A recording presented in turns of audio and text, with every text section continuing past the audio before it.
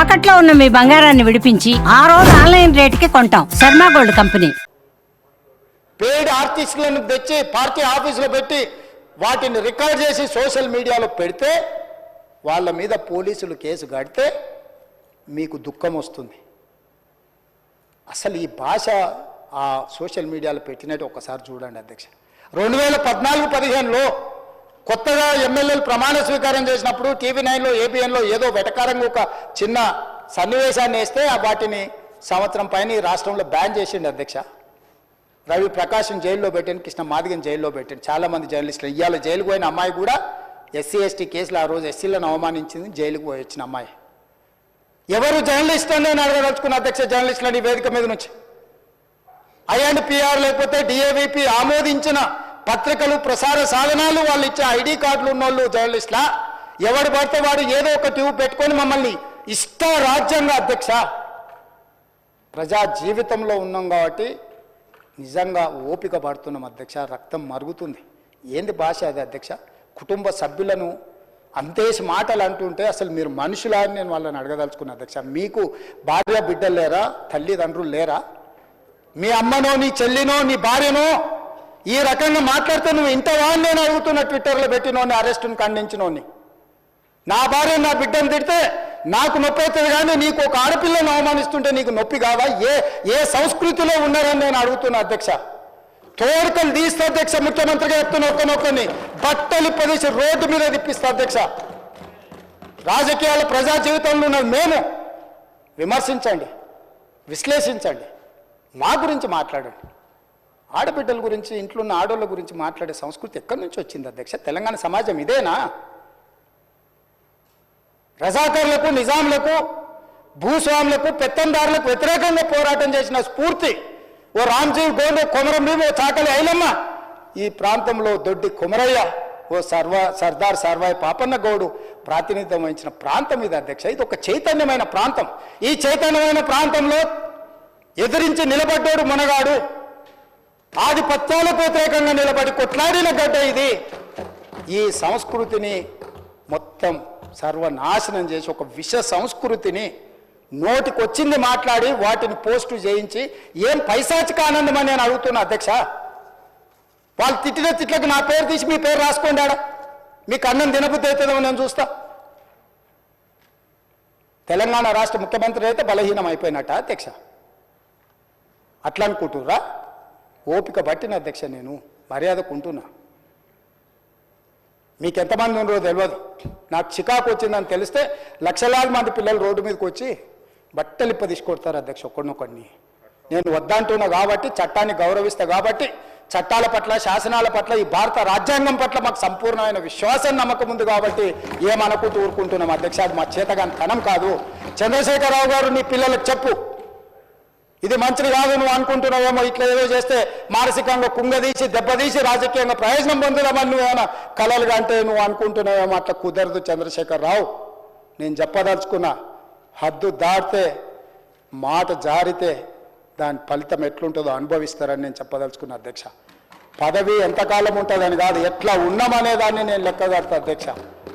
ఆత్మగౌరవం చంపుకొని పదవి కోసం లాలూచిపడి దిగజారే రాజకీయాలు నేను చేయను అధ్యక్ష. ఉన్నంత కాలమే ఉంటా, నిటారుగుంటా, నికార్సుగుంటా. ఏది పడితే అది మాట్లాడితే ఇక నుంచి ఊరుకొని నేను చెప్పదలుచుకున్నా. మీరు అనుకుంటున్నాం ఏది పడితే అది బాగా మాట్లాడితే చెల్లిపోద్ది, లేకపోతే కోర్టుకు పోతే బెయిల్ వస్తుంది, లేకపోతే ఈడిపోతే అది వస్తుంది, ఆడిపోతే ఇది వస్తుంది, మానసికంగా మమ్మల్ని దెబ్బతీసి ప్రయోజనం పొందాలని. అవసరమైతే చట్టాన్ని సవరించే పని అని చేస్తాం. ఏం భాష అధ్యక్ష? ఒకసారి మీరు చూడండి అధ్యక్ష.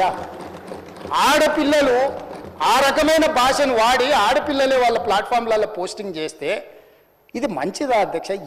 ఏం సాంప్రదాయం? తెలంగాణలో ఇట్లాంటి సాంప్రదాయం ఎప్పుడైనా ఉందా అధ్యక్ష?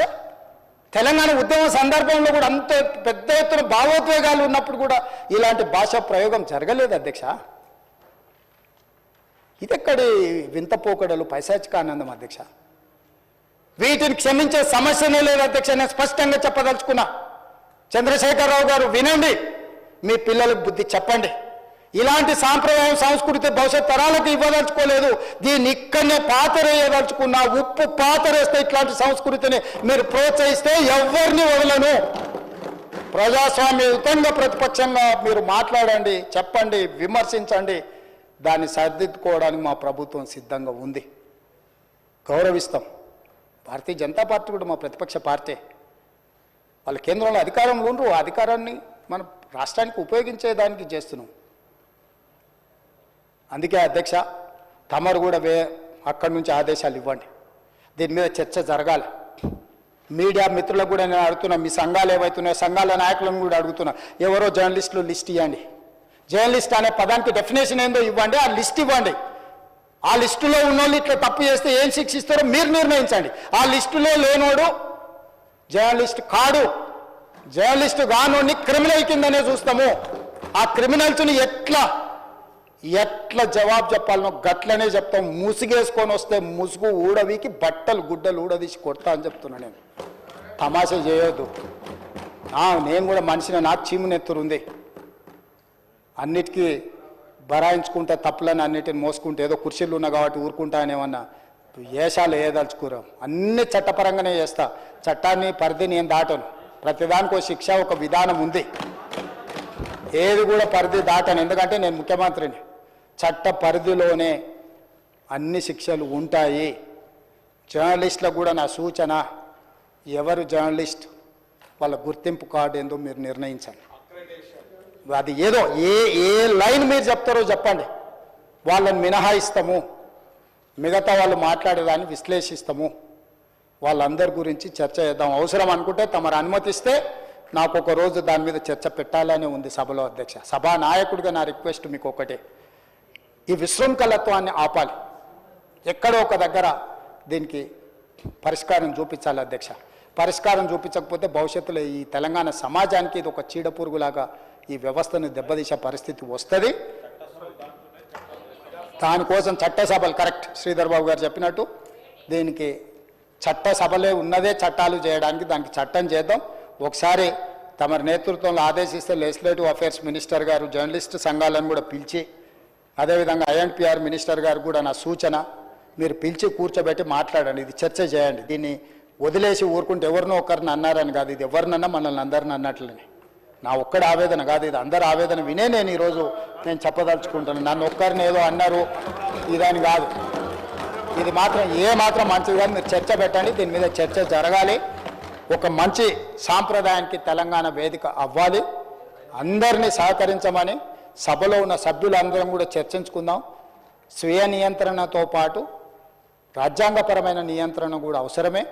ఎవరైనా పరిధి దాటినప్పుడు ఏ రకంగా శిక్షించాలనో దానికి అవసరమైన చట్టాన్ని చేయడానికి కూడా తమరిని అనుమతి ఇవ్వాల్సిందిగా కోరుకుంటూ తమరి దగ్గర సెలవు తీసుకుంటున్నా అధ్యక్ష.